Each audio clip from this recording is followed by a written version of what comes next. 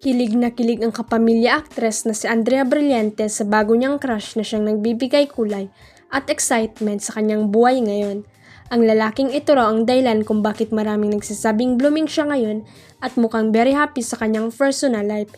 In-embrace na rin daw niya ang bonggang-bonggang pagiging fangirl at hindi niya ito ikinakaya ever. Ito rin daw ang nagbibigay sa kanya ng rason para maging positive lang sa life. I think in terms of blooming, tinanggap ko ng pagiging fangirl ko mas nagbo-bloom and glow if in-accept mo. Masaya lang ako. I am enjoying, ang sabi ni Andrea sa isang panayam. Hirit pa niya, tao lang din ako. I have free will to have interest sa bagay-bagay. Dapat free din artista express mga kinikilig-kilig nila. Ang tinutukoy na gay ni Andrea ay ang Korean oppa na si Byun Woo Seok na napapanood sa hit K-drama series na Love Runner. I am blooming because I have a new crush. Kakadiscover ko lang kagabi sa Love Runner. Kilig na kilig ako. Actually, 5:46 AM na ako natulog. Ang chika ni Andrea. Ipinagtanggol ng Star Magic ang kapamilya actress na si Ivana Alawi tungkol sa pag-alis nito sa action serye ng FJ's Batang Quiapo. Sa pamamagitan ng ilalabas nitong official statement ngayong araw, July 17, nilinaw ng Star Magic ang dahilan sa pag-alis ng dalaga.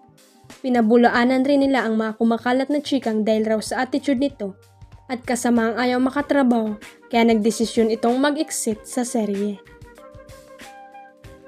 Nais ipaalam ng Star Magic na walang katotohanan ang mga balibalitang lumabas tungkol sa dahilan ng pag-alis ni Ivana Alawi sa FJ's Batang Quiapo. Magmula naging parte si Ivana ng serye, mainit ang naging pagtanggap ng publiko sa karakter ni Ivana na si Bubbles panimula ng Star Magic. Bukod pa rito, mainit rin ang pagtanggap ng publiko sa tambala nila, kaya naman nagtagal ang dalaga sa teleserye na lumagpas pa sa unang napagkasunduan na 3 buwan. Nagpapasalamat kami sa dedikasyon, pagmamahal at masayang samahan na ipinamalas ni Ivana sa kanyang mga katrabaho at sa pagbibigay serbisyo sa manonood. Sabi pa ng Star Magic. Huwag kalimutang i-click ang subscribe button at i-ring ang notification bell para sa latest at legit chika updates.